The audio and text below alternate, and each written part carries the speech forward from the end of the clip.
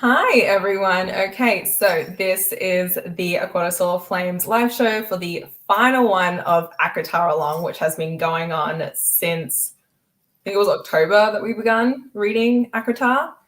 So we are very excited to talk about the final book this month and our thoughts on it. Each of us, well, no, Katie, do you have a reading vlog up for this? Me? Do I have a reading vlog for it? Not yet, but it will be up.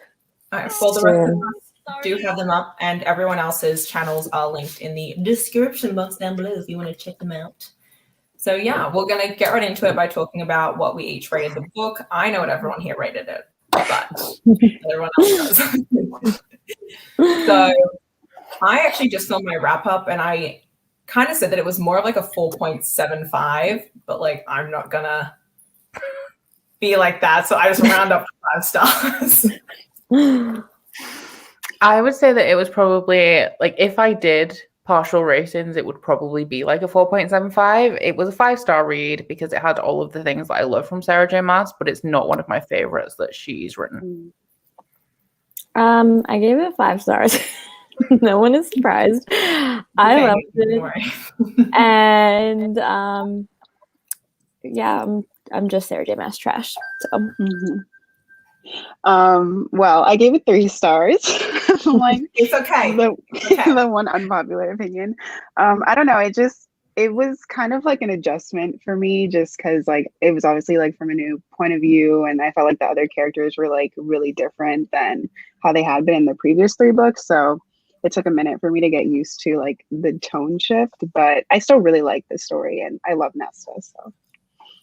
No, it's funny because like my dad was the exact same. Like when he read it, he was really annoyed with how all of the characters had changed so much. And I mean, when I was reading it, I kind of overlooked it. Like some things were annoying me, but like it wasn't until afterwards that I was like, oh, you know. But I feel like it can be different. I think they could be different because we're viewing them through somebody else's eyes. Right. And everyone, like, no one really likes Nesta. So we're all seeing like the bad sides of them as they interact with Nesta. Whereas when we're in Feyre's perspective, it's different because most of the characters like her. So it's like, I feel like maybe that decision was made on purpose to kind of like differentiate the perspective. Well, I talked about that. Oh, sorry. For me, it was the plot. It just didn't feel, I don't know. It's just, this series has all become very safe. And the plot wasn't as high stakes or complicated as I expect from her, because while it is going to be overarching across a number of books, it also has to be self-contained from Nesta's perspective. So I feel like, because she's my favorite author because she has like the epic romance and like the found family and all of that stuff, which was still in this, but she also has the epic fantasy plot. And I felt like the plot wasn't as good in this one. But I'm like, I love these characters. I've read from like about them for so long that I still really loved all of those interactions. And I loved like the mental health stuff that was going on in like Nesta's character arc. It was just the plot which made it not one of my favorites by her. Same. Yeah, I had issues with the plot, and I agree with what Katie said. I actually talked about it in my vlog, where I actually really appreciate how Sarah J. Maas is like good enough at writing that the characters are different in different perspectives. I think from Feyre's point of view, the inner circle is definitely a lot more glorified because like they are her family, and obviously Rhys is her mate. And then for Nesta, it's like she has so much beef with all of them that like they're of course not, you know, you're gonna see like a more honest side of them. So I did really appreciate that, but like it took a minute for me to get used to it. So I was like, well, yeah. I think the plot was definitely like, it almost felt like more slice of lifey than like fully like driven. Like I felt like we were just kind of along on this journey of like training and the romance, and the fantasy elements definitely were kind of like more of a subplot than they usually are in the ACOTAR world. And I think the difference as well is that we're finally in third person POV for her too. And so we're kind of getting more of an overarching look at things rather than just seeing it from a specific first person lens. So it's interesting to see it that way. And I do think we also had to learn a lot more about different characters. Oh, by the way, I just want to quickly mention, I think there's no way to really talk about this book without talking about spoilers. So FYI, this is going to be spoilers if you have not read the book. Let me just quickly say that. Because what I want to touch on is Eris. And his development kind of over the series, because, you know, we've seen him from Feyre's POV and how she thinks of him. We've seen how he is with Nesta and more of like a third person POV with Cass as well, and kind of how everyone sees him, but then also kind of viewing this shift in him and how maybe he's not exactly as awful as we thought he was. And almost kind of seeing him like how in the first book, Rhys, if you hadn't been spoiled somehow for the entire series, you're like, Rhys is a bad guy. But then, you know, you learn that he's actually quite good. And I think the same thing could end up being with Eris. I don't know. What are your thoughts on Eris? I just don't like him at all. So, like, I didn't trust him throughout all of this. And when it turned out that, like, oh, maybe he's not so bad after all, and that was developing throughout the book, it's like, yep, I still don't like you. I just don't like him. But I do like the power of Sarah J. Maas is that if she decides that I'm going to like him in the next book, then I'm going to like him because I know he does. But at the moment, even if he is good, I just don't like him. Yeah, I feel like it definitely was more hinted at in this book, where we still didn't get like the full reveal of like how is he not bad for like abandoning more. I kind of got the sense that like if he like touched her or anything like that, like she would then have to suffer in the Autumn Courts. That's why he didn't do it, but it's still like not fully explained. Why is that? Like, why is that the case? Like, why is it that? Yeah, and then just like the whole dancing scene with Nesta. I love that scene for the fact that like Nesta was such a good like dancer and that's like her thing. Like I thought that was really cool, but I'm like all of a sudden like Eris is like, I need to marry Nesta. And I'm like, what? That's I was like, okay. This came out of nowhere. I didn't understand that whole exchange, like them being like, you have to dance with Eris, like we have to establish our allyship with him or whatever. I was like, okay, whatever, like this is a part of the messy plot that I don't understand, but like fine, I'll roll with it. But I did like how later on there was that comparison between Nesta and Eris when she was like, I'm just like him and like I don't deserve you, Cassian. Like that scene, I love that chapter so much. And I just love how it kind of like came full circle in that moment. I think one of the main reasons that Eris had to dance with Nesta was purely to push Cassian and Nesta into a point of confrontation. Because that's when I think it's shortly after that Cassian comes in and tells Nesta that he was jealous that she was dancing with him. And also the, like, as Haley just said, with the not being good enough for Cassian thing to like further accentuate that, and Nesta feeling like she's on that level and that Cassian is just like too good for her. Yeah, I don't know, because it was okay while reading it, but it does kind of like seem unnecessary to have this whole like, oh, you've got to dance with Nesta and like we have to have him as an ally. Like they know, like he knows that they don't like him.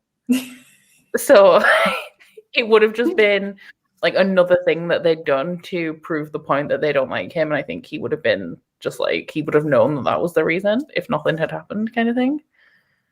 I wonder if it's just because they're planning on using him a lot more in the other series, that like the point is to build him up and bring him in, so that I think that a lot of the things we saw with the side characters in this book were to lead into the next one. So even though a lot of things didn't make sense, it's so they make sense later on. And it would make it interesting with like after she's written these 3 books and like the 2 novellas, if like we went back to Silver Flames and seeing how like she's definitely some things into this book that we haven't realized because we don't know to look out for them yet. So I think it'll be interesting to see, because I think that she's writing, at least she hinted to in a couple of lives, that she's doing a novella next before the next book, it seems like. So that's going to be interesting to see kind of how she wants to play in with that.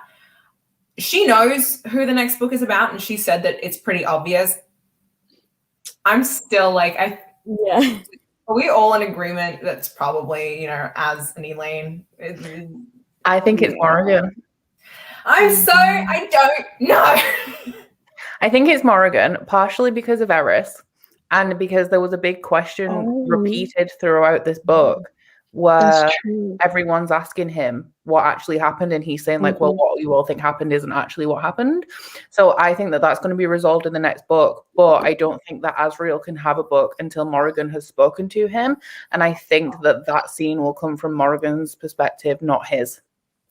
That's a very smart observation. I really like that. Yeah, because I feel like that's like we know Az is going to have a book, and we know that Moore is going to have a book. So and that's like a big thing for Moore. So it just like seems that like the whole Az and Elaine thing, you're right, like can't really play out until the whole like big Moore and Az thing plays out, and that's going to be kind of like her coming out. So that's definitely more about her than about Az. The only reason why I'm not sure about it being more is just with the overall plot itself. Like, character-wise, it makes sense for it to be hers.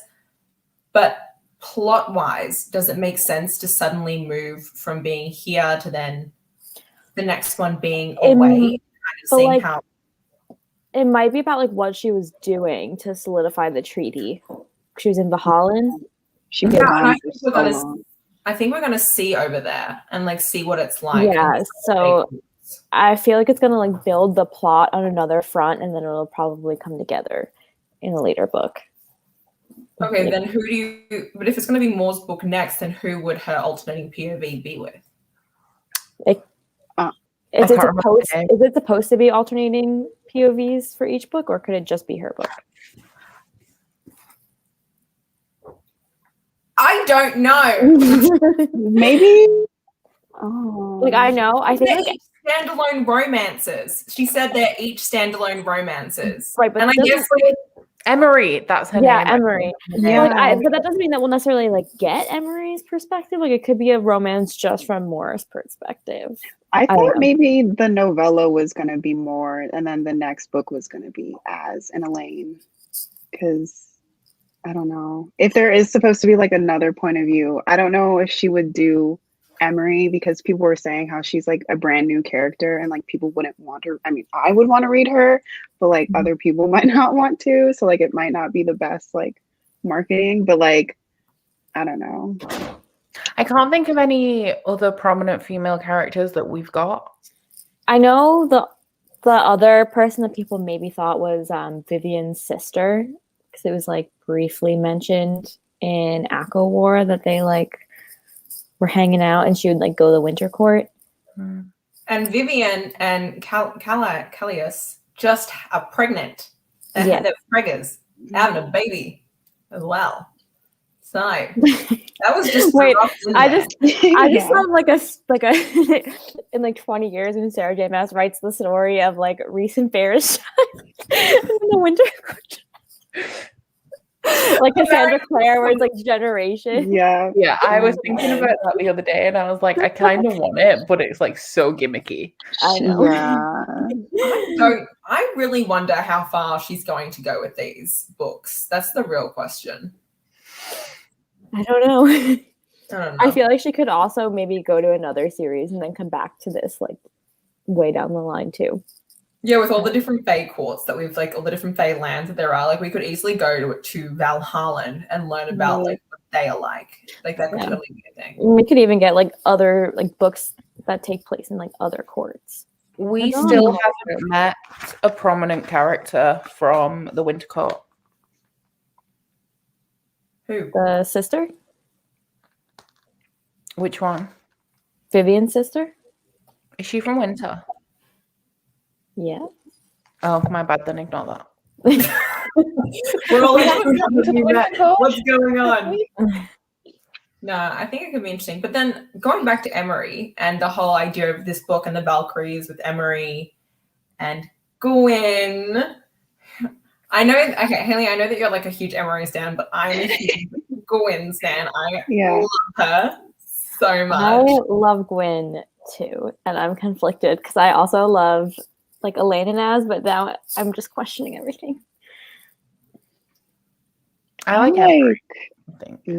I like both of them. I was kind of bitter when I felt like Nesta, I mean, I know like all three of them are friends, but I felt like it was so much of like Nesta and Gwyn. I was like, where's Emery? Like I wanted her to have more moments. Because she came into it quite late compared to Gwyn. Yeah. Because Nestor had only seen her like a couple of times. Yeah, So she joined like a little bit later. Yeah. I really like her. I thought, honestly, when we were going into this book, I thought we were going to see a lot more of the Illyrian war camps than we did. Like, that really surprised me when we went into this book. And also because... I almost felt like when she wrote Frost and Starlight, it was going to take place in the war camps, and she had built it up to be that, and then she probably like changed her mind when she was writing Silver Flames, and then she had to like figure out a way to explain that what it was built up to be. Like, there's a line like, oh yeah, the conflict in the camps was resolved, and like that was it. I was like, she definitely like changed her mind, I think, in between writing the two. Yeah, I wonder why. I wonder if it's just because she doesn't really want to delve into like that whole politics. But I do think it's a really important. Well, that's why I could see a novella dealing with that, maybe. I also feel like in terms of where the book ended up being set, and in terms of the main standalone romances, the Illyrian war camps aren't like a pretty place. No. So, like, even due to like landscaping, like, yes, they are in a very pretty like mountainous region, but it's all very like masculine and kind of barren, and not really like a great place to be. Like, even the main characters of Azriel, Eris, and Cassian don't even have good memories of ever really being there. So the House of Wind is definitely a much nicer location, and then you have Valaris and all of that stuff. Okay, hang on. Someone just said. Yeah, I just saw that. Oh yeah. I also want to mention someone else said that Sarah said the novellas were for world building post-war and novels were for the main romances. So like if there's like a novella next, it'll be like just following what happens after Silver Flames, like build up the next one. It could also be like Morrigan in Valhalla if she's going to bring it back to Prithian for the actual core stories. And then it could be like an in-between filler that runs alongside Silver Flames with what Morrigan was doing. Yeah. What Az is doing, because the entire time, like, Eris is always like, you know, Cass, you have to deal with this because, you know, like, he's got too much shit on his plate. You can't deal with him. Like, you have to do this. Like, leave poor Az alone. He's dealing with everything. And it's just like, well, what is he dealing with? Because he always comes home for his dinner and to go to bed. Except when that's disturbed. True. That scene was priceless. I have never read a scene where someone gets cockblocked and being so happy for it. Oh my god, that was like priceless. I do think the whole idea of, you know, them being in the house and the house being a sentient being and Az being there as like a really shitty chaperone was hilarious and a really great aspect of this. I don't know. I thought that because we're obviously going to discuss this at some point, the smut in this was great. I don't think that I'm glad that she did cut it down, because I think if there had been more, it would have just kind of overtaken the book. I don't know what you guys think on the smut.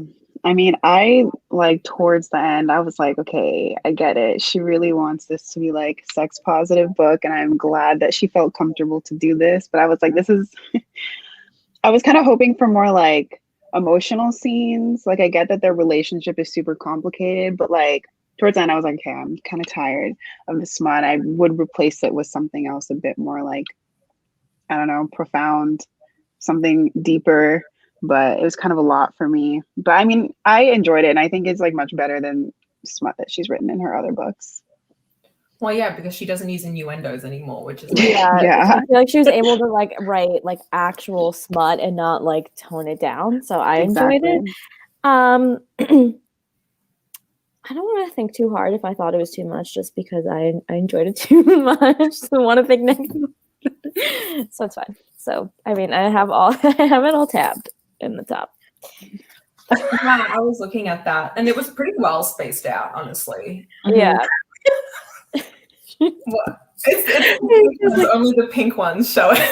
I don't even, to be fair, I've tabbed my favorite moments and some of them were smut. I think I tabbed all of the smut, but like other stuff as well. Oh no, the other stuff is on the side, but just the top for easy access.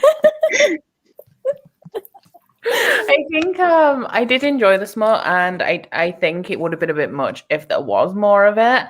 The only thing with Cassian and Nesta, like I really like their dynamic and their relationship, but I like sexual, sometimes, especially with Sarah J. Maas, actually, I like sexual tension more than the sex. Sexual tension kind of just gave in to the smut eventually. So while I was still enjoying it, and I still really like the smut, and I still really like Nesta and Cassian, I missed the sexual tension.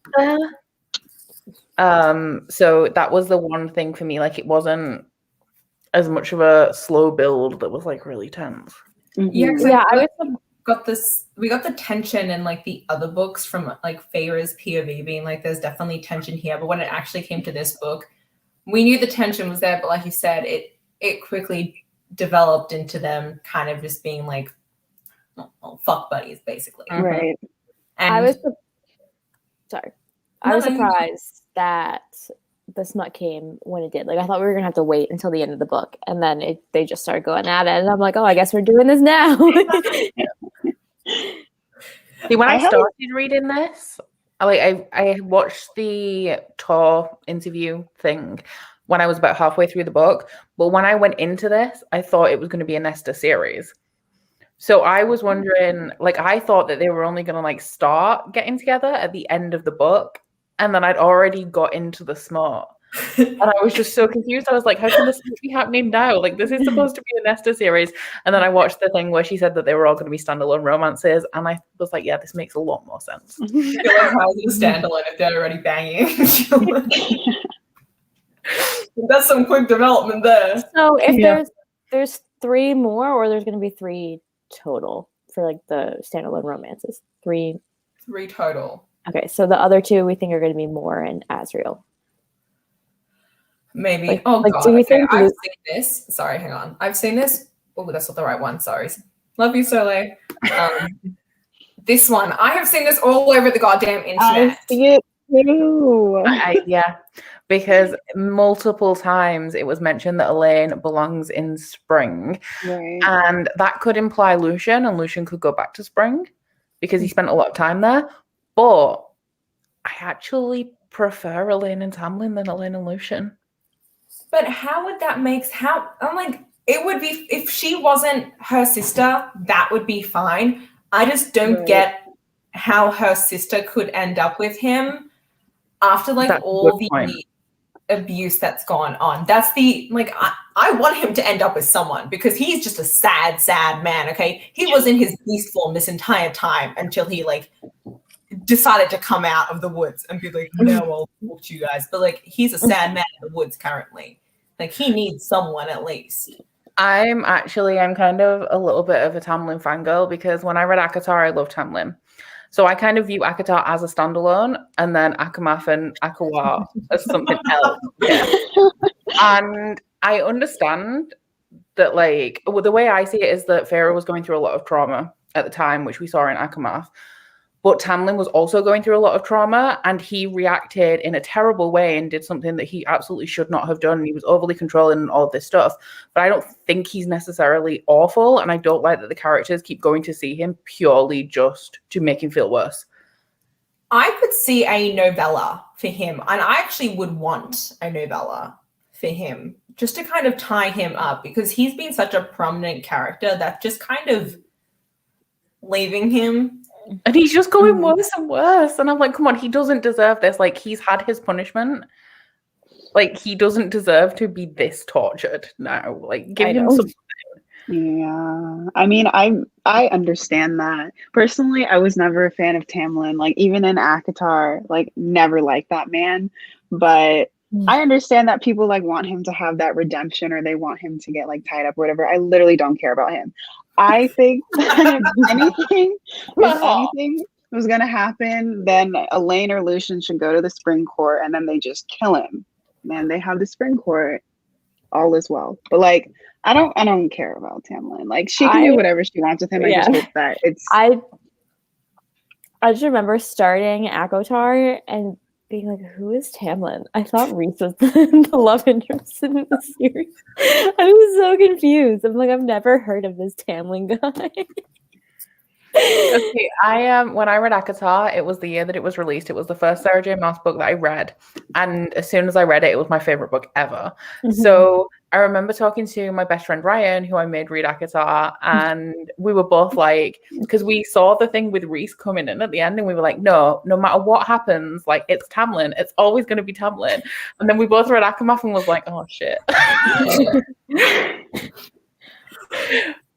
So I have like nostalgic feelings towards ACOTAR and Tamlin as well, because I had to wait like the whole year before ACOMAF was released. Yeah, I feel like it could be like you could have a different experience with the series depending on like how you read it. If you binge the series or if you like are waiting in between, because like kind of you'd be less attached to Tamlin if you read ACOMAF right after, and you're like, oh well, this is better.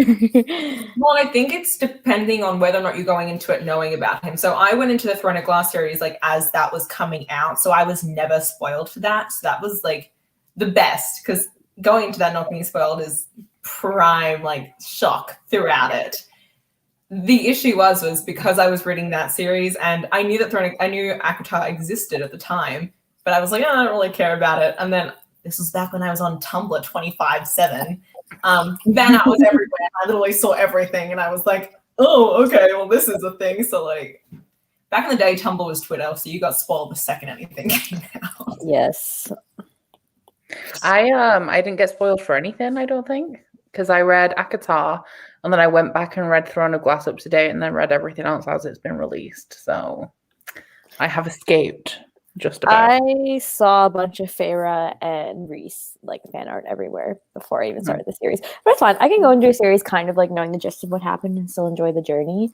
I was also spoiled for Throne of Glass. Like when I went to that series, I knew that like, well, I don't want to spoil anything, but like I knew like the identity, I knew the final love interest, I knew like a lot of things. Well, Haley, you first read the series and you didn't even really want to.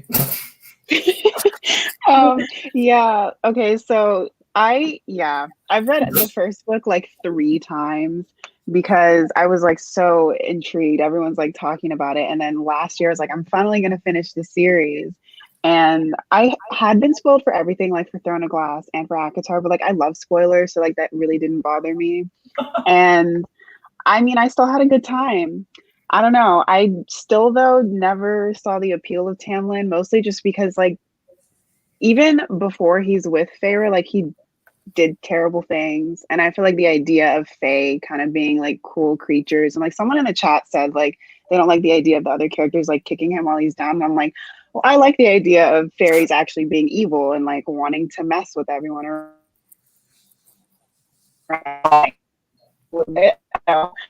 But like he did terrible things before facing the first mistake that he made.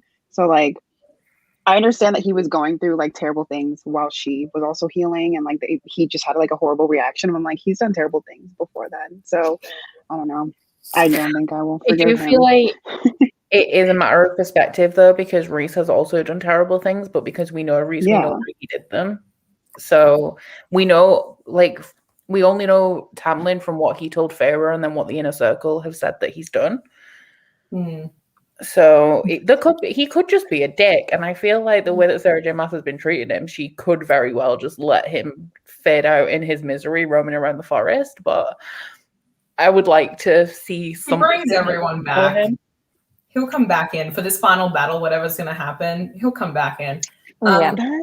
Before I just want to talk about how someone said Madison's dad needs to make a Stan account. Someone said people I was about love to say, I've been seeing these comments, so I want to quickly address them. He's out walking the dog right now. I'll have him come in when he gets back. He's been away all this week for work, so he hasn't seen all the comments yet, but I was going to go over them with him tonight. And I did not expect everyone in the comments to start calling him the captain of the Illyria. I did not see that coming. But all the comments, and it is hilarious to me. So I didn't get to watch your video yet. So he ships Illyrio. I asked him, I was like, what do you care about? Like, what can you feel? And he was like, here are the reasons why Az and Elaine should be together. And I mean, he made good choices. My favorite thing that he did say. Did he read the bonus chapter? Yeah. I sent it to him. Yeah. His thing was he thinks that Elaine, because we haven't really seen much of her powers and her perspective and all that things, he thinks she's going to be the most powerful out of all three of them. Oh. He thinks that her power is going to be extremely immense. And it makes sense because the cauldron gave to her what she was given.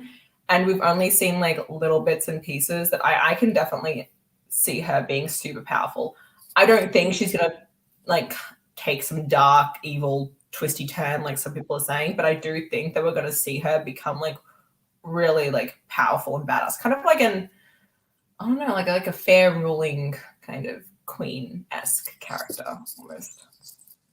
I love that. I love Elaine so much. And I feel like so many people underestimate her. And it's even touched upon in this book when she's like, you guys have all made my trauma about you. And like some people say that everyone has this expectation of her to like be the nice sister and to be the kind one who is like always like really good around people or something. And like maybe she's going to crack under that pressure or that expectation that people have of her. And so I'm really interested to see what Sarah J. Maas does with her character. I like that too, especially because we've only seen about her like from other people's perspectives. And Feyre and Nesta both have this like opinion of her as the baby of the family. And just like we don't really see what's going on with her head at all. So I really like that moment when she stood up and she was like, you always make what I go through about you. Like, why don't you think about my feelings? And I'm like, go off. I always forget that she's the middle sister, not the youngest. Oh, you're right. You're right. Yeah. She is treated like the baby of the family, though, more than Feyre is, for sure. No, it's really interesting to see how like that might play out. I think there's a lot of potential there for her. So I think it could be 50-50 to see who she ends up with. I think I just had a thought and I know it went away. I can't remember who's been talking about it. It might have been Sarah J. Maas at one point, but I'm pretty sure she's mentioned a threesome at some point. And I'm pretty sure I've heard that connected to Elaine. I've heard so many different things because like I think initially is like she put a threesome in A Quarter Silver Flames and then she took it out and then she was talking about it in Crescent City and she'll do it somewhere. I feel like we have to get it eventually because she's been wanting to write it. Yeah. Well, she mentions that the smut in Crescent City 2 is supposed to rival the one in this book, so thank God, because I felt like the first book was tame for being her first adult novel. It was like, I think it was supposed to be more about the emotional development of Bryce, which I need to reread Throne of Glass, but I think she could be my favorite character that she's ever written. See, Crescent City for me, it just kind of felt like she knows what power she's got, and she was intentionally blueballing everyone because you expected her not to. And like she knows what her readers want, so it's just like I'm just gonna withhold all of the smut. But I've heard that Crescent City 2 is gonna be like real smutty, which is exciting. And I think so. I don't know if you guys like. I remember Maddie and I were trying to think like, who do we think like the threesome was going to be between? And I was like, oh, like maybe it'll be between like Cassian, Nesta, and then like I thought maybe like Emery because like in Frost and Starlight, like he was like kind of like talking to Emery in the shop, but then we got that line where she was like thinking about Az and Cassian, and I'm like, I bet that's like the only like ode to that cut threesome scene that, and I bet it was cut. I know some people say it was like cut because it's too smutty, but I also think like for character development, it probably also wouldn't have made sense. In Alive, he said it was because it didn't make actual sense for the characters, which is the same thing that Jay Kristoff said with his series was I cut the threesome scene out because it literally doesn't make sense for those characters, and it's. But at least he gave it to us in a bonus content. She said that maybe someday we'd get bonus content. It's the same thing with like how if you've read Throne of Glass, there's a scene in this book that shows a Kingdom of Ash scene. And she actually wrote that scene from Reese's POV, but switching from third person to first person. She was like, it's not going to make any sense. So it's just kind of vaguely alluded to in this book. Oh, the red star in the sky. Oh, I'm excited about all of that stuff, but I'm a little bit scared and I don't know what's happening. Wait, but how do you guys feel about like a Sarah J. Maas multiverse? Because I hear some people like love that idea and other people think it's really cringy. I mean, it's gonna happen. I love it. I want it to happen, but I want it to be done not cringy. So like until it happens, I'm not gonna judge, but like she's definitely alluding to it a lot. There was a lot of references in this. Yeah. Plus like all the Kingdom of Ash Easter eggs that we got to Crescent City and ACOTAR, and it's just been mentioned a lot in Silver Flames, but I don't know how. I don't know how. Yeah, I just love seeing hints dropped throughout different series of her books and then trying to be like a detective and like seeing what makes sense and making theories. Like that's just really fun for me. So that's why I'm trash for it. I have had a thought about the multiverse kind of thing, because like how it would actually fit together, and I was thinking that possibly because ACOTAR is about Fae, but Fae are in Crescent City and Throne of Glass, but not as the dominant thing. So I think that all of the Fae could have originated from ACOTAR. Because in Throne of Glass, they come from the three queens, which is Mab, Maeve, and I can't remember the name of the other one.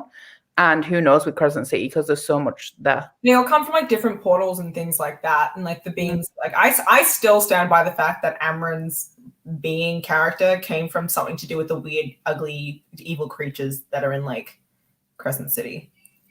That's like which weird, ugly, evil creatures? I don't remember. Wild, but I remember that was my thought, and I still stand by it, even though I can't remember it fully. That was the thought I had. Now I want to reread Crescent City again. I'm so excited for when book 2 comes. She says that book 2 should be out in January, February of next year. So that would mean that there could be a reread. I just don't know what copy I would reread because all the ones I have left are really nice. So yeah, all of mine. Why wouldn't you just reread the same one that you read the first time? Because I annotated and highlighted it, and like I kind of want to go into it with like fresh eyes. Oh, I kind of like going back and rereading all my annotations. And then I add more tears all over the pages anyway, so I probably won't be able to read half of it.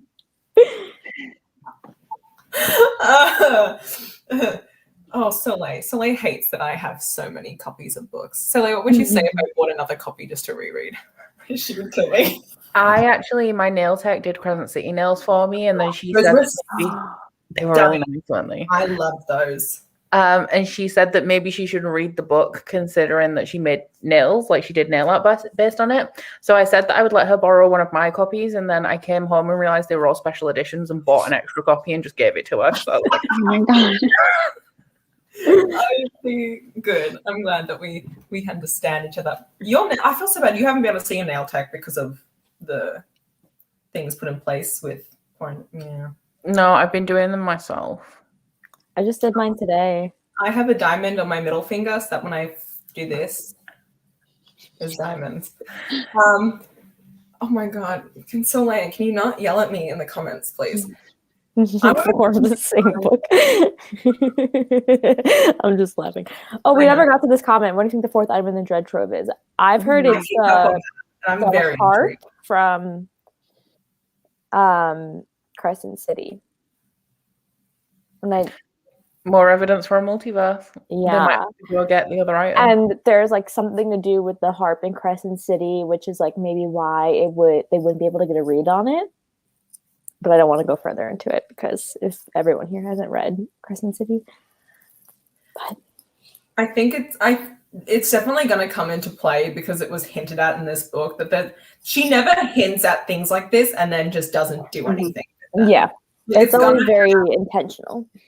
But how can she do this in 3 books? How can she do 3 standalone romance, like novellas as well, but 3 standalone romances with all of these characters that tie together and have a multiverse that actually does it well? Because Crescent City is an ongoing series, fair enough, but Throne of Glass has ended, so to bring those characters in any way would have to, you'd have to actually spend a decent amount of time with them because we've missed them because we haven't seen them since 2018. Yeah, that's why I don't know if it's going to be like an actual coming together of the characters or if it's just going to be hinted at in each book that they're connected. Yeah, I don't think it's actually going to character-wise connect, but I think items and lore and stuff that will interconnect. unless something happens like in one of the only way they connect would be it'd have to be Crescent City in this connecting. You can't characters from the Throne of Glass series can't just randomly appear in this because that kind of I need the Illyrian warriors and the cadre to be together. Just once. They need like a wild night. Just fucking shit up. Oh my god. Hang on. Oh, apparently she said that she's open to continuing the series. Well, we're supposed to get World of Throne of Glass, right? Okay, and we not talk about how that has just died. She's been busy. People pre-ordered that when it was supposed to first come out. Did you pre-order it? No. Where are the rest of the collector's editions as well? You mean sometimes like publishers will only do like the first in a series as a collector's edition though. Yeah, not everyone. I think this isn't to do with Sarah Damas, but I think that the only one who I know does every single book would be Lee Bardugo. I think that all 3 books of Shadow and Bone are going to get collector's editions though. And we have tons of collector's editions here, like especially fantasy series. It's more weird to do the first book and then never continue here. I know. I do with the other ones, but I just don't know. And the thing is Bloomsbury would make so much money off of it. I mean, there are the teeny weeny ones that I know you own all of them. And like those are like the teeny weeny ones. I want those actually, yeah. I don't have them, but I want them. Just to have them. They literally serve no purpose. Where is the question that oh shoot, where'd it go? It was the one about it was mentioned in this book, and I think that she threw it in because it's gonna make more sense. Yeah, I was reading this part of the book. And I was confused because, there's so much to unpack here. Because first of all, when people were like, oh, Nesta made these swords or whatever that only the High King and High Queen could like wield or whatever to like take control of all the courts. And they're like, Reese, you could be king. And I was like, first of all, why would you make it Reese if Nesta's the one making the swords? Like, she's the one with the most power. And then they were all mad. They're like, we can't tell Nesta because she could be really mad at us and try and kill us. And I was like, I'm not going to do that. Like, it didn't make any sense. But also just the fact that, like, Reese, I don't think he would ever do that. Like, he's I like that implication. But now that she's, like, put it out there, I'm worried that it's going to happen. You know? Yeah, because for it to be suggested, I feel like it will happen, but Reese doesn't even like the idea, and I don't like the idea. Right. Oh, Soleil almost bought me the teeny weeny ones for my birthday 2 years ago. Well, now I feel a sense of loss for something that never happened. Shoot, no, I agree with you, Becca, though, on that, with how that could all go up. I don't know exactly how she wants to go about it. I think that the dead trove that like Nesta made in this, I think that's going to be a huge thing with like defeating Koshi, whatever the. Did anyone listen to the audiobook? Does anyone know how it's actually pronounced? No. Okay. Koshi. I think that the only way he's going to die because he's one of the death gods. Like he has to be killed by one of those things.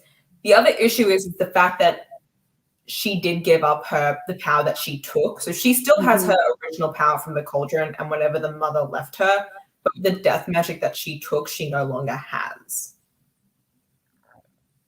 Where did you take that death magic from? She took the death magic from the cauldron. Like when she was fighting the cauldron and she said that she scraped bits off of it. Okay. Was the death magic. I'm just going to go and let Hamilton in because I think he's knocking on the door. Oh, okay. Well, actually, Jade, you listen to the audiobook. Can you type in how it's supposed to be spelled? I know that you're here, so I'm just telling you right now. I don't know. I like the idea that Reese doesn't like the idea. Yeah, I think he will end up being king. I just don't think it'll be because he wants to. I think something shit is going to happen that's going to like result in him having to take on that kind of a role. But I don't think it's going to last. Like I think it could be like a temporary kingship to kind of get in like line to do the final battle.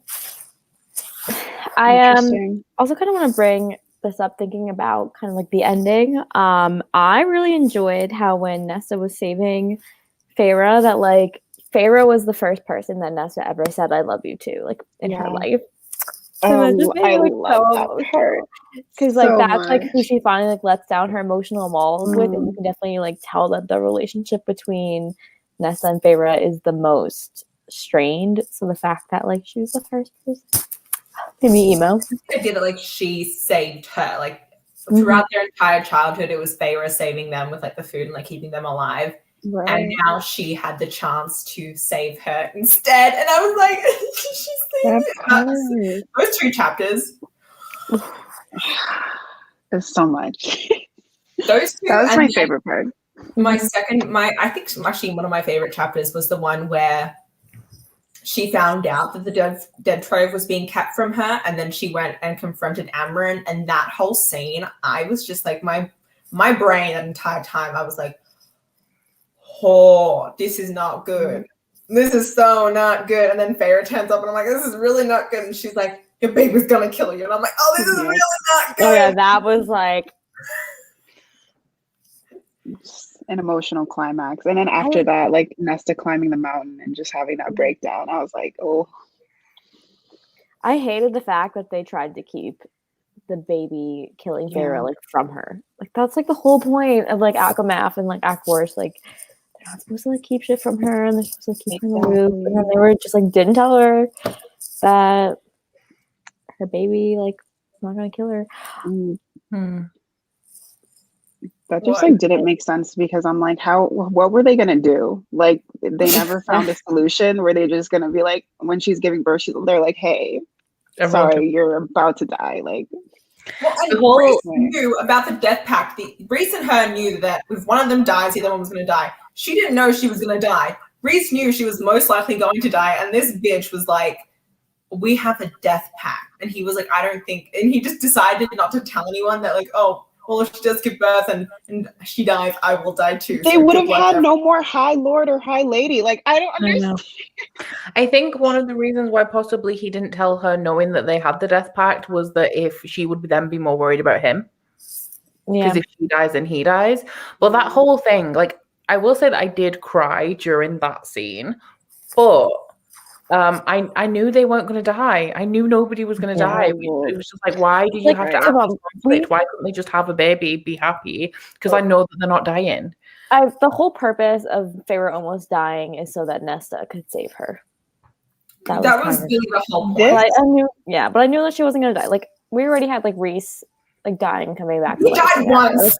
Like we're not going to go through this again. But I mean, I kind of knew it was going to happen again, because like the second they made that pact, I was like, well, obviously there's going to be a moment where like someone's like on the brink of death. But then I think Sarah J. Maas said in a live recently that she doesn't like reading stories where like people die at the end or like things aren't happy. So she's never going to give us death trope or anything. I also think that ACOTAR is a very personal series for her, in the way that like she's written Reese to be the perfect man, and she's put like her own story of like mental health and recovery into A Court of Silver Flames. So I don't think that she could kill her own characters in that series, like the really important main characters, because of how personal it is to her. I really enjoyed the aspects of talking about like exercise and like, I guess like boxing, fighting, and like also meditation and tools. The authors of the acknowledgements, oh my god, those were beautiful, and how she talked about like the way that she put all of her own experiences in it. One thing, actually, since Jay's in the chat, I FaceTimed Jade after I finished this series, well, when she finished it. And one thing that Jade mentioned that I didn't pick up on, I don't know if you guys did either, but she likened the idea of the physical steps down from the house as like these steps you take in recovery from like alcoholism. The one thing that bothered me is that it's so much harder to go up the stairs than it is to go down the stairs. And that was just glossed over. She's like, oh, I can't go down anymore. And then walking up all these steps, like, walking up the stairs is harder for me than but deceptive. We had a fire drill in like my apartment complex. We're on the 27th floor. We had to walk down 27 floors. My legs were broken the next day because eventually we got to take the elevator back. So I didn't have to worry about walking up the stairs, but walking down them, they fucked up my legs. I mean, like, it definitely is still not great, but I just, like, from my experience on the Stairmaster machine, like, going up the stairs is not easy either. If you're already, like, giving up on going down, you have to go all the way back up. Like, I just sleep there. I imagine also the fact that she's high fae. Wait, what, Haley? Oh, I just said like the fact that she's high fae. Like, can't they normally run for miles anyway? Like, I don't know how she could only make it down like 100 stairs and be like, okay, gotta go back. But like, I did like the parallels. One thing about her like exercising, and this is just me being kind of petty, is that like Nesta's high fae, so she's generally stronger than humans, and I'm not very fit at all. But I can hold a plank longer than Nesta can. Like, I can only hold it for 5 seconds, and it's like I can do 30, and I'm just like, I have no like core strength at all or upper body strength. Oh my god! Hang on, where's the? Oh, someone in the comments. Yes. Okay, I love the whole Valkyrie thing, and like I like that they didn't become Illyrians, like they became their own thing, and I just love that. I know when it first came up and they were like, oh, this is like the steps to becoming a Valkyrie, and it suddenly, as soon as it said novice, I was like, that was how the book started, and I was like, novice. I'm like, I bet that's each section, and I was like, Yeah, that was a prediction I had when I started. I was like, they're gonna resurrect the Valkyrie, and then it happened. I was very happy to see it.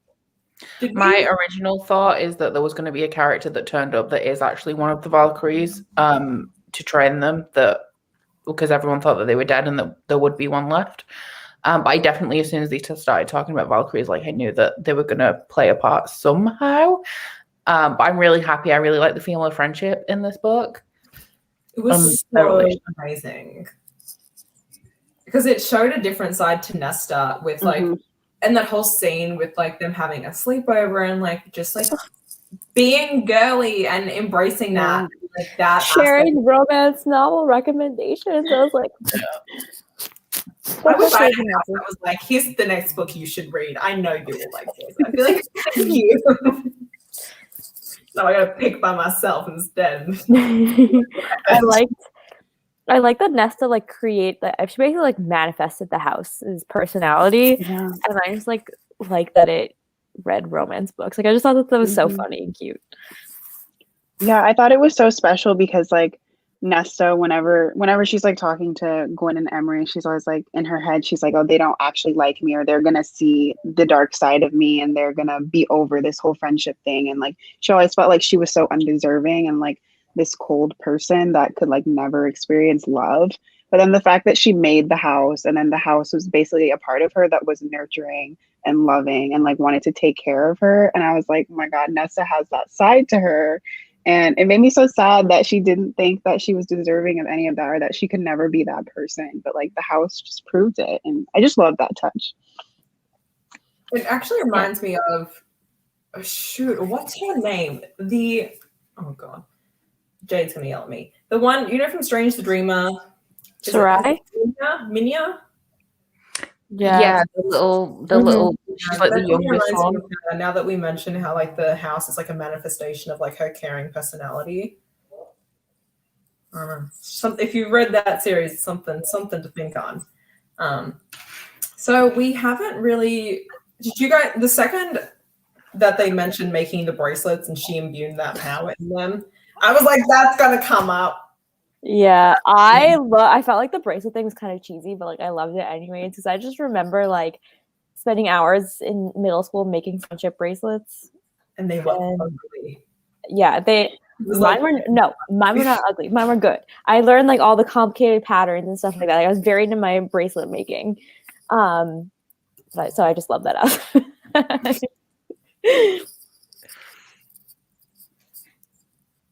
Oh my God. We need Nesta's TBR list. Yes, I want to know what smutty romances Nesta recommends.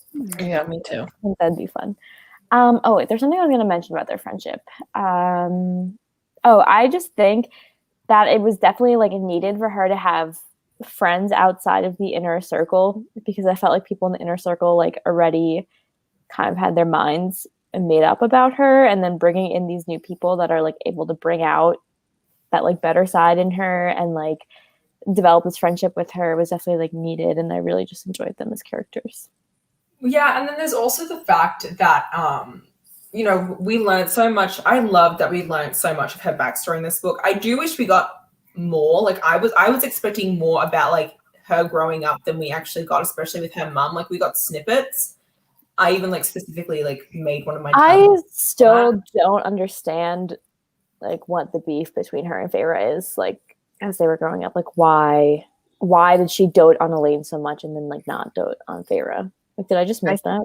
It wasn't like necessarily about Feyre personally, but from my understanding, it was just that Nesta as a person doesn't like to be vulnerable, and because she like was so upset with her parents, specifically her dad, for not taking care of them, she like kind of got mad at him, and then she was angry with herself for like not taking on that role of caretaker for her siblings, and like her sitting back and not wanting to do anything was like her trying to push her dad to get up and take care of them. And then she got mad at Feyre when she got up because that like kind of let their dad off the hook. So I don't think that she genuinely like hated Feyre, but it was like the self-resentment that she kind of took out on Feyre and everyone else. Yeah. That just makes sense, but that just makes me wonder, like, did she used to like dote on Feyre as much as she would dote on Elaine like before the falling out happened? Like, no, and she never did. So what they mentioned was that. No, they mentioned the fact. So the mum and the dad would dote on Elaine and Feyre, and the mum molded Nesta. The mum molded Nesta into this head of the family role, and the whole point of the idea was the fact that because Feyre was so young that like we didn't really get much of her as a child, but the idea was you, Nesta, will have to marry to make something prestigious. Like you are meant to marry someone who can rise us further through the ranks. Like Elaine's beautiful. She's this pretty thing. Like we can do whatever we need with her. She'll be fine. But you, we need to mold. You're going to do all these things. Like she was a courtier, basically. Like, you know, she had this specific role and she didn't get much leeway. There was a lot of pressure put upon her. And then when everything fell apart, it was she didn't really have any skills left. The skills that she had been given weren't ones that she could use as a poor person, basically. So I think with Elaine and Feyre, it could just be like a personality thing because everybody treats Elaine like she's this precious thing that needs protecting. So maybe Nesta felt that Elaine wasn't capable of looking after herself, so Nesta would be that for her, where Feyre then proved that she is actually capable of doing it. And it could just be like a different personalities that she saw within her siblings that then like the gap between them widened when Feyre got up and started providing for the family in a place where Nesta felt like the dad should be doing it. That's also what I was kind of saying about the mum, and just it was not a good relationship. It was I personally thought there was going to be a bit more to that in this, but I'm still happy with how it was all like kind of dealt with. So another thing is just the trauma that Nesta went through in this book. I know that like we actually see a lot of trauma from all three of the women in this book, and just overall, like, you know, I don't know if this was just me thinking personally, but I don't think that Cass had as much development in this book as I expected him to have. I feel like I kind of expected a little bit more. Like we did see him kind of dealing with the fact of him being a bastard and like how he was treated and those kind of things. But I also think that since we saw so much of that kind of in the previous books from Reese's POV and her being around that, we didn't touch on his development as much. I feel like it was because Rhysand was saying to him, like, I know that you're like the Lord of the Bastards to the Illyrians, but you can be more than that. So I expected him to be taking more of like a senior role, I guess. But then what other senior role is there when he is the general of the armies and Rhys is the High Lord? Like, where does he go? Kind of thing. But like with his character development, like I don't feel like he needs to develop. Really. Yeah. He's already flawless, and he always has been. That was kind of my feeling too. Like I felt like he, like his traumas of the past, he's kind of like dealt with by like, you know, like raising villages to the ground, but like he dealt with it. So I don't know. I really like the conversations that he had with Nesta though about, you know, how she had all this resentment and guilt and this vengeance burning inside of her, and he was like, this is how I dealt with it, and it was not a good idea, but you know what, if that's what you need to do, that's like, he was there for her every step of the way, and I really appreciate that, and he knew when to like leave her alone, which is a huge thing. Like so often when you see people hurting and you're around them, it's second nature to always sit there and be like, you know, like, what can I do to help you? Or like, here are some things. And he was just like, you know what? If she's just going to want to sit on that rock and not fight, fine. She can just sit on that rock and not fight, but like she can freeze her ass off. I think part of Cassian in this was like showing a like softer side to him, I guess, because he's always like, he's the bro of the group, I would say, the one that might make the loudest, the dirtiest jokes, and he doesn't take anything too seriously. And he's also like the muscle of the group. So I think it was showing like, because he has had his serious moments and he is incredibly loyal, but showing like a lot more depth to him that we hadn't seen as much of before, and like the background of his personality and his depth a little bit as well.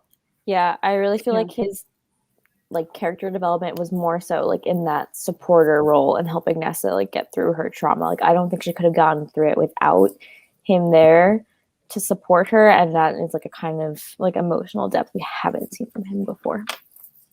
Exactly. I also like the tough love approach that he has, where like after she's told Farah that a baby's gonna kill her, he takes her into the mountains and just doesn't really speak to her for 3 or 4 days while they hike. He's like, you will hike through these mountains and you're gonna learn something from this experience. And she was like, I don't know what you expect me to learn looking at this scenery. It ain't gonna do jack shit. And then she gets to the pub and sees the water and she's like, and it worked. Maybe I need a Cassian, because that's what I'm like. Like if I don't go for walks because I don't see the point. Like I will walk somewhere, but I don't enjoy going for a walk. So maybe I need Cassian to like take me up into the mountains and be like, you're gonna walk for 3 days and you're gonna enjoy it. Oh my god, I love that. Another thing that this is a favorite scene of mine, and I think there's gonna be so much more to this, when we were at the Urid bug and that whole scene where she goes in there. But that's in the middle, okay? And in the last book, we saw the middle with the Weaver's house. And I guess that I just never really thought about how big of an area that must be if there are all these different areas in it and that it's literally running rampant with these creatures. Like it's not a good place. And I feel like there are so many secrets in there. I want to see more of it.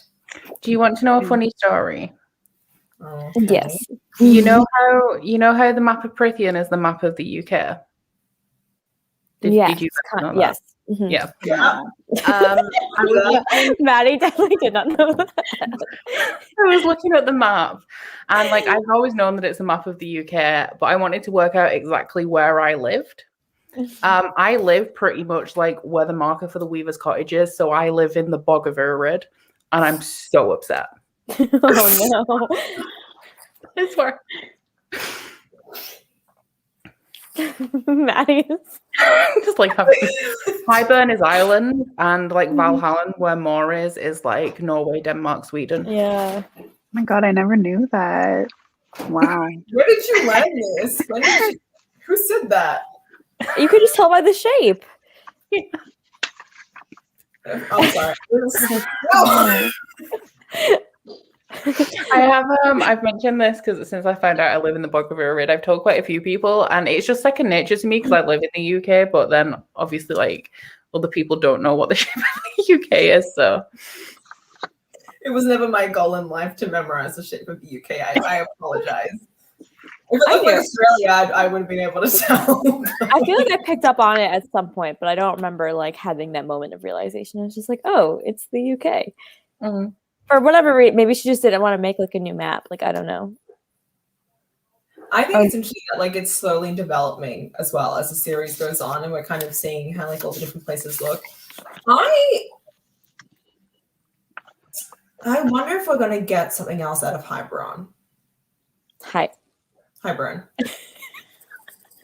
Burn. You know what? I'm gonna leave and I'll be back. I'm sorry. I don't know, because it said like the people of Highburn are like pissed, but like I don't really know like what more we could do.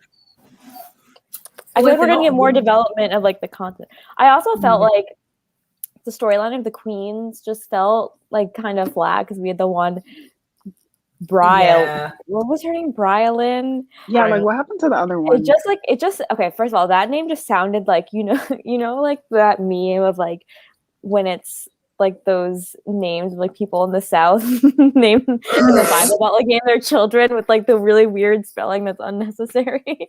Like that's what I felt like that name just reminded me of. But yeah, she just like was like, yeah, the other queens are like leaving now, and it's like just the old crew. Like, what happened to them? Like, weren't they like all in this evil together? Yeah, that's what I didn't understand. Because in ACOSF, maybe I don't remember which one, but like when all the queens were like lining up to go into the cauldron, and I was like, why is Brylan the only one that's mad? Like, I get it, it's because Nesta like messed things up for them, but did only Brylan? She's the only one who went in. Brylan was the only one who went in, and then she came out an old crone, and the rest of them were like, we ain't going in if that's what happened to her. Like, no zone. So all the other queens, they're mortal. Like, they don't have like the high fae-ish.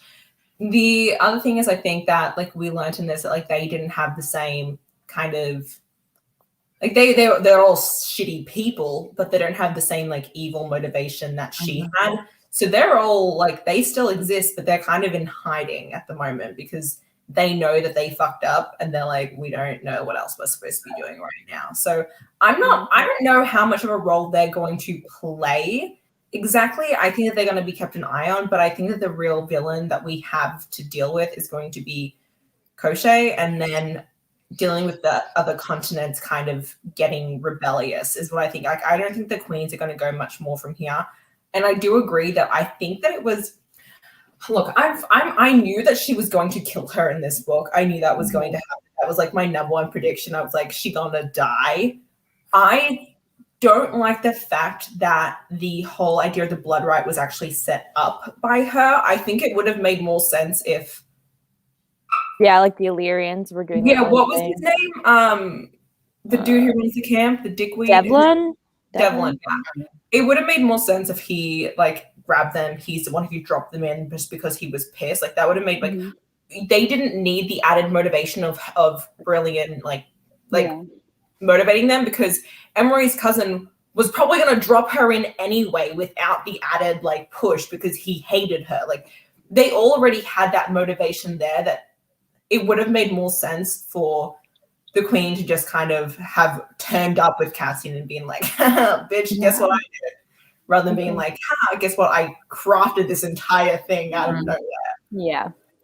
Yeah, that part of the plot felt kind of random to me, honestly. Like, the whole time I felt like Sarah J. Maas was trying to make it seem like the stuff with the Dread Trove and then like Braylon and Koshai, I felt like she was trying to make it seem like a bigger deal than it actually was, because it just felt like randomly they'd have scenes where we'd be like, okay, but wait, you can't forget, like, the queen's still out here. She's looking for you. And I'm like, it doesn't feel like that dire of a situation. Like, to me, I never felt the stakes with that.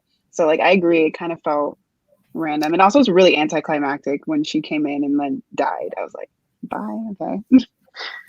Yeah. Like, it almost, like, wrapped up, like, too quickly. Like, I feel... Oh, carry on, sorry. No, I was going to just mumble anyways because I forgot what I was going to say. I now I've forgotten. Shall we? I feel like these books would have been maybe better structured. Obviously, I can't really say too much on it because I've only read one of the books that are going to come. But I think it would have been possibly better if the overarching plot wasn't wrapping up in every book kind of thing. Mm-hmm. So, like, because with it being third person now, it would have been okay if, say, I don't know, Nesta found the mask in this book, and then she's still doing, like, finding the Dread Trove in the background of the next book from another character's perspective, and then maybe have one extra book, which is more third person in the style of Throne of Glass, where there's a lot of characters. I still think that's going to happen, though. They wanted. I just didn't like. It's just going to be the mask in this book because there's just the mask on the cover. So I was like, oh, it'll just be the mask, and then next thing you know, they started finding everything else, and I go, oh, this is very quick. I think that Sarah J. Maas does long form plots better. Mm-hmm. So like, whereas some authors can wrap everything up in like one book or two books, like I think she is better with her plots when they are more overarching. Yeah. Completely I agree. feel like this is why I feel like it could have been done better across 4 books, just making it more open-ended plot-wise instead of trying to wrap it up, and then it would have felt like something bigger, because I feel like it's going to feel quite episodic. Like, this is where Nesta finds these items, and then this is where Morrigan negotiates with the human queens, and then eventually everything will wrap up. And I felt like it could have been just more open-ended. Yeah, I was hoping for that, like what she did with Throne of Glass, because it's already in third person. So like, just have all the characters and like this huge overarching plot with like each of the books. But no. Yeah, that's once again why I think it would make more sense if it was 4. Like, I think I could stand by it being like, okay, this is like Nesta and Cass's POV. Then like we have one that's like Moore's POV, and then one that's like Az and Elaine's POV, and then we get like it would make more sense for a final battle book to be everyone's kind of viewpoint. The only reason why she can't do that is because she messed up with Feyre and Rhys being first person, and for some reason she refuses to switch them into third. Like, if she could easily just make them third person if she wanted to write a book with multiple POVs. Like, I don't like A Court of Frost and Starlight, she switched. I don't know, some people didn't realize this, but it was first person and third person for the book, which didn't actually really bother me that much. But like, she could have just made it all third person. Like, I don't get exactly what's stopping her from doing that. Hasn't she written Rhys from third person before at the beginning of A Court of Wings and Ruin? Yes. So why? That's the thing, because like, I know she's been writing Rhys in first. I'm like, why? You've already written him in third, so you can write him in third still. Really? Yeah, there's like, just before the book starts, it's talking about. Oh yeah, is it from the end of the book? I haven't reread Wings and Ruin, so I don't remember as much about that book as I do the rest. That actually didn't occur to me. Huh. I don't know. I think it's just going to be interesting to see how this plot develops. I will admit, though, I do think that the whole crochet thing is going to deal with Vassa and Lucien, though, heavily. Yeah. Oh, also, Lucian's going to have to find out at some point that he's Helion's son. Like, yes. When is this going to happen? This man is just living his life, and really everyone around him knows. I have read something that I can't even remember the details of it. It was a theory that I think I found on Instagram, where Lucien is known to be the fox, and foxes are incredibly crafty, but we've never actually seen him be that crafty.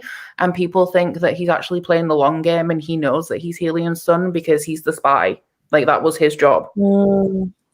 And his job is to know things about the High Lords and ladies of all of the other courts, and that he's actually playing a long game, and that like at some point he's going to switch sides.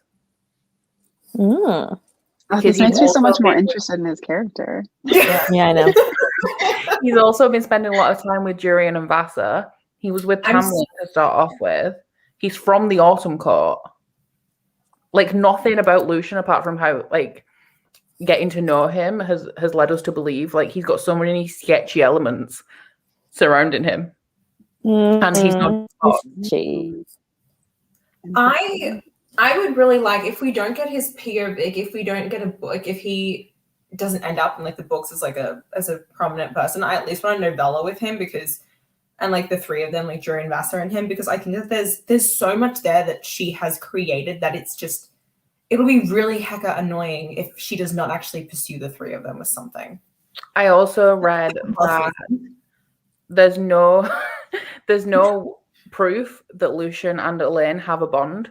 That's what my dad said. That's what Dad said. He goes, what if it's not actually there? But then someone commented in that video and said that in A Court of Rings and Ruin, he tugs on the bond. But then how do we know he tugs on the bond if we don't actually see his POV? But it was because Elaine was like, but also she's a seer, so like maybe she just saw something. Like, he has a mix of magics. He doesn't have, like, he has Helion's magic as well, and we don't really know how it works. And it's possible that he's lied so that he has an in to the inner circle, and because Elaine rejects the bond, so who knows if she even like acknowledges it at all. And normally, like when Rhys and Feyre are together, it's mentioned that other characters can smell the mating bond, but nobody ever mentions being able to smell theirs when they're all in the same room together. It's like because they haven't accepted it yet, though. Yeah, I thought it was that, and also because Elaine is like, she really doesn't like him, so she's like ignoring it and suppressing it somehow. But then This changes everything. Yeah. Like for the longest time, she didn't have a clue. Everybody else knew apart from her. Mhm. I'm really interested to see how this goes. I could see her with Lucien personally, but I just think that everyone in the like mass fanverse, everyone wants someone to reject the mating bond, that this is the only instance that she has to actually play around with that. But then did you read the bonus chapter of Az's, Haley? Yeah. Okay. In that whole bonus chapter, there's like the whole issue where like Reese is like, bro, what the fuck? Like, you can't do this. Like, the mating bond is in place. Like, what do you want to go do? Go kill the dude? Like, I don't know what you expect. There's That also chapter It's so good. See, I looked into it. I was like reading pretty heavily into it, and it's the whole idea of Az feels like he is entitled to Elaine. That's like, like, you know, he's like the three sisters, the three mates, and Reese is like, bro, that's not how this works. Like, you can't. That's why I don't think that I didn't necessarily like read it as him feeling super entitled. I don't know. I felt like, because I've seen differing opinions on this, like on both sides, where people are like, he's being so entitled and he's not being so entitled. And I felt like he was just frustrated because he like likes Elaine and Elaine likes him, and he like can't have this thing. And he's like, destiny worked out for you guys. Like, why can't it work out for me? Mm-hmm. I think Elaine saw that she doesn't end up with him. I don't get how it works. Like, what does she see? How much has she seen that we don't even know about? Mm-hmm. She said something in ACOTAR about like Cassian, I think, like losing his wings or someone dying, and we haven't seen that yet. I don't know. Like, we haven't gotten her point of view, but like, I really want to know more about her abilities because I don't understand. I could mess with this. Yes, I love that. I don't like Elaine and Lucien at the minute as a thing, but there's also I do want the mating bond to be subverted. But I feel like with having two extremely happy, like madly in love with each other mated couples, if Azriel ends up in a relationship without a mating bond, it kind of like just doesn't feel like he's going to be as happy kind of thing, because he's not with the person he's supposed to be with, which I feel like I'll be sad about that, especially knowing if Elaine and Lucien are mated and Azriel and Elaine end up together, that like there is a mating bond somewhere. Well, I've seen theories that Gwen is supposed to be his mate. Yeah. I could do that. I think that they're so cute, and I really because she's like because in that bonus chapter she like asks him if he's a singer, and like he's a shadow singer, and she's like apparently like a light singer or something like that. I think like the internet is reading very into it, but I'm like torn because I'm like, I could go either way for Az and shipping him with either Elaine or Gwen. But I just think it's interesting that kind of like at the last moment we have this like other love interest for him that's like introduced in the bonus chapter. More then? Would more end up with a mating bond with someone? And also, have we ever seen a non-hetero mating bond in any of the books? In Throne of Glass? In Throne of Glass. Yeah, but that's the Throne of Glass universe, so I'm wondering about the ACOTAR. Yeah, but not and I don't think I've seen it mentioned in Throne of Glass. Well, I mean, so we have met Elaine's endgame love interest. Like, we do know that. Like, there's no one coming in later books that's going to be her endgame. Like, we have met it, which still doesn't give us much to work off of. But I was also wondering if there was like going to be the potential idea of it being like, oh, there's going to be a third person surprise. I feel like Gwen is the surprise for maybe Az, but like she could also just be, because someone else said that Sarah said that like Gwen's character development was like kind of done. So that's where I'm like, what? I don't know. Yeah, I don't know. I know it could have even been Madison that said this to me, but Azriel's shadows cringe away from Elaine, but they play with Gwen. Yeah. And some people say, oh, it's because she's the light, and like the light like brings out, like turns away his darkness. And I'm like, yeah, but that's changing who he is. Like, he is the shadow singer. That's like what he is, like her coming in. Like, But it's also like I just don't know because like the shadows are like supposed to represent something that he gains like through trauma. So that's like why I feel like we need to know more about them before kind of being like, well, which is exactly. Yeah. I'm interested in his POV because it's going to be really interesting because like we got to see, you know, a little bit of his like naughtiness in that, but like I feel like throughout the series I've always viewed him as like this cute shy guy. He's gonna be the freakiest of them all, no doubt about it.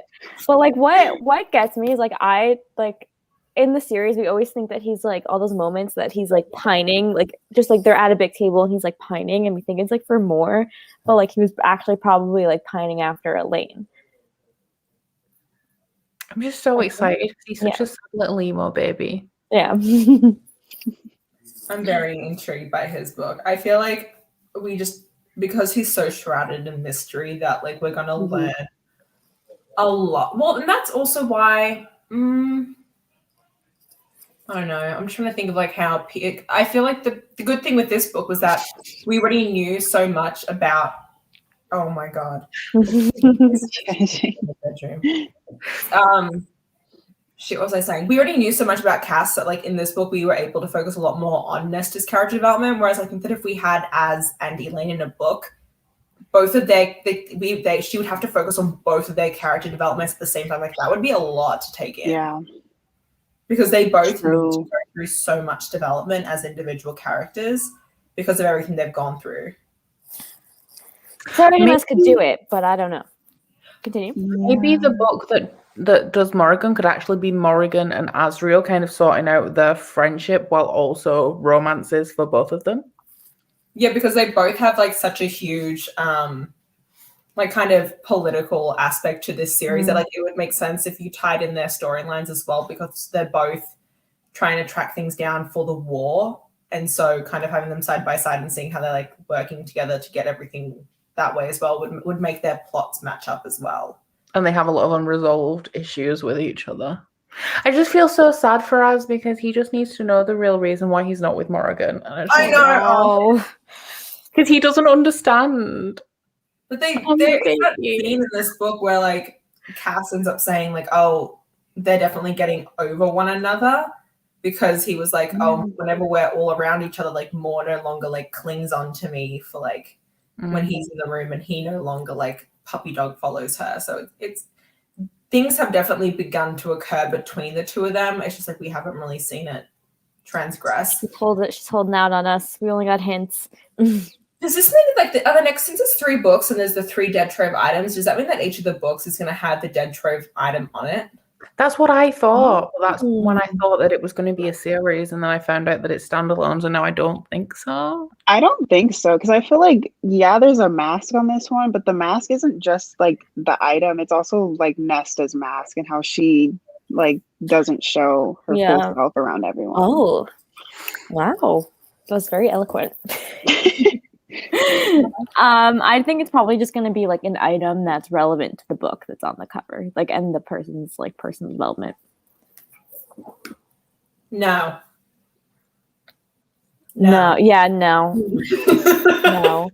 I just like don't want to think that a mating bond could snap into place for someone when that's like not really your sexual orientation. Like, I want so badly for the mating bond to be like Mor and Emery. Oh my god, so badly. I know. It needs to be a female-female relationship. Yeah. Isn't with the mating bond, isn't she bi, but she prefers women? Yeah, she's So it could still maybe as well Sarah made her bi so that she could do the rejecting mating bond thing. Yeah. True. Oh. I could see that. Yeah, so I think that her relationship is definitely going to be like a female-female relationship, but like it will end up like she will end up like that way. But I could see her like a mating bond slipping in place with a dude. I think there's so much. Oh, okay, that's interesting. Yeah, so that you're. I feel like wouldn't we have seen it by now? The mating bond between the two of them. Unless that's what we missed out on. Yeah, like that could be maybe why he didn't take her back, because then they would have known that the mating bond was there, and then she really wouldn't have been able to escape from the autumn court. Oh. They made it such a huge deal, so like it needs to be something big. Yeah, that's I just don't understand what it is, because he's horrible. Oh, he was horrible in the past. No, I don't think they won't end up together, but I could see that being the mating bond. Like that could be like the whole thing between the three, like the two of them. Kind of bugs me as well. Just going back to something we were talking about earlier, the differences between the way that Eris and Tamlin are treated. It's just like I would say that what Eris did was like way too far in terms of how he treated Morrigan. But he's like invited into the court and like they're being civil with him, but they go to the spring court just to be horrible to Tamlin. But also they've had moments though, like when they had other times when Tamlin had opportunities to be nice, like when they had that meeting in ACOTAR, he was like slut shaming Feyre and like calling her out, doing all these horrible things. Where it's, at least with Eris, like when they were nice to him, he wasn't like that bad. Tamlin like never even tried. Yeah. I don't know. It could go either way. I just want to quickly. I know that we were talking about earlier, like no one dies, everyone gets resurrected in this series, and I've always stood by the whole idea of like Amryn could have died in that book, and like it wouldn't have made much of a difference. But then reading this book, it occurred to me that if she did die, Nesta would have been way more fucked up, because like they were still really good friends at that point, like before everything happened, and her journey during this would have been completely different had that have actually occurred, and that is not something I really had considered beforehand. I really liked in this how upset that Nesta was that Amryn wasn't her friend anymore, because like when you stop talking to a friend, it is like a breakup, and sometimes it's a lot worse. Yeah, because it never occurs to you that you will have a friend breakup, but like every time you get into a relationship, it's like, well, we could break up. So like I always find friend breakups to be worse. So I really like that in the book. Yeah, they're awful. And then like the feelings afterwards of like when you see like if you have to like interact with that person and like be in the same room. This happened to me in high school. I was in the same math class with the girl the following this semester, and it was no. Not a good thing. Does anyone have any questions in the chat? Go ahead and throw them at us. Otherwise, I don't know if I don't think we have much else that we need to touch on. I'm just waiting for all my beautiful additions and all my dust jackets from Wicked Fairy Tale Co. are coming in this week, and I'm so excited. Which one is that one? We don't know what they look like yet. The Wicked Fairy Tale Co. ones, and I'm really excited because they were designed by something like they don't do. Do you guys remember who the person is that made the one dust jacket that matches the others? Because I want to buy it. Let me tell you this tea. I'm all over this. Okay, so this is an awful story. There's a Facebook group, okay, and someone posted about the matching cover, and they were like, look how cool it looks. They all look really nice now. And then this one lady commented and goes, this is an atrocity. You're not allowed to do this. I'm reporting this to Bloomsbury. And she did. And so the Etsy shop, the owner, put her shop on like taking a break because of that, and you can't get it at the moment. Oh my god! Went and reported it, and it was the same lady who reported there was like a box that was going to do like a mini like Brandon Sanderson thing, and they like reported like someone too. Like this, like I get that there's a cease and desist out, but it's not. See, that's interesting because I just made had a wholesale order for a marketing company that had been hired by Bloomsbury to put together a read along for House of Earth and Blood, and they paid me for candles, like fan candles that legally I'm not allowed to make. So that was contracted by Bloomsbury, who'd hired this marketing company to put together a read along. Yeah, like I know I'm a rep at the moment for Rosemary Creations, and she does like little fan art things, and she's in the middle. She just finished getting her Sarah J. Maas stuff licensed, and I was asking her like kind of how it works, and the fee does go up a lot, which is why I think when you see like licensed stuff, it's more expensive because the artists have to pay a fee to Bloomsbury for like being able to sell those art pieces. I do think it's more exclusive to like fan art and like art pieces themselves than like just the generic like quotes and shit that you see, is kind of what I've gathered from how that works. Which is interesting because fan art is an artist's interpretation of the text, whereas what I'm doing is literally taking something out of a book and putting it on a label and selling it. So. No, I just think it's interesting how there are certain authors that like really embrace it and like see it as a positive marketing and publicity endeavor, and then there are some that are just like, you're not allowed to make money off of this stuff, and I'm like, Leigh Bardugo is one that you can't make, like Brandon Sanderson and Leigh Bardugo, you can't make stuff for subscription boxes because publishers will show it. I think Holly Black too, right? Like Holly Black's a huge one that you're not allowed to. No, Leigh Bardugo you can.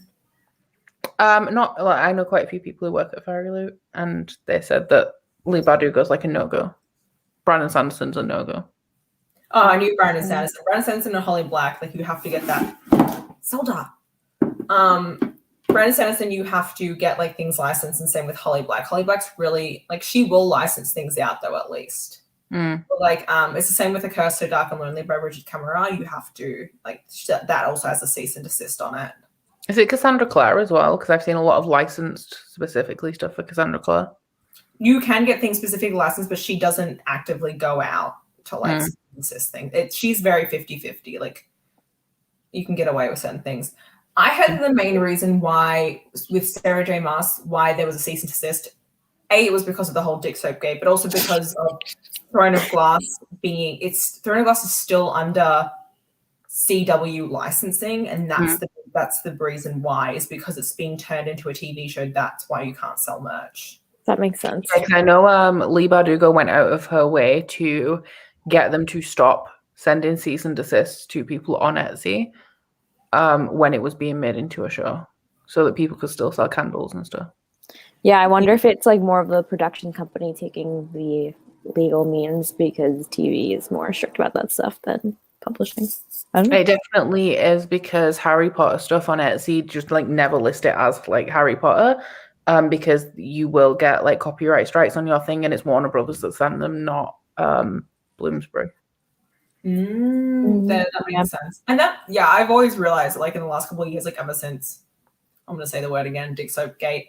Whenever you see Maas, like Throne of Glass stuff, it's always under different words and things like that. Yeah, I feel like if that thing happened to me, I would definitely like take some efforts to prevent something like that happening again.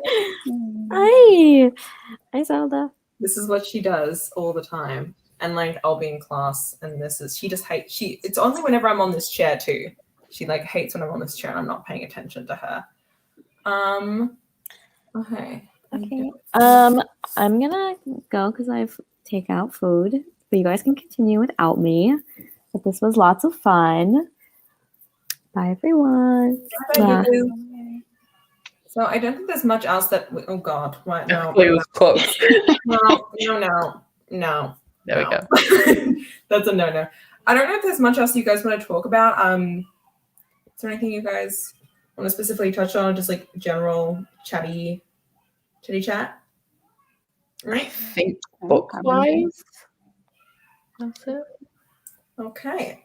And no one's really asked any questions, so I think we're going to end this here. I'm glad Katie can go have her warm takeout food. No one, I mean, yeah, you can reheat takeout, but it's never the same. Okay. So I need you to stay still for a second while I do this. If anyone else is watching this and you want more from us, the links to everyone's channels are below. We each have our own specific vlogs for this. It's all really great content. I know that Becca has a spoiler vlog and a spoiler-free vlog, and then Haley's is mostly spoiler-free with like spoiler. Is your spoiler section at the end, correct? Yeah. Yeah. Oh, yeah. Maureen Emery, Haley's she's the captain. You're the captain of that trip. Yeah. 100%. So I'm very excited for those kind of things.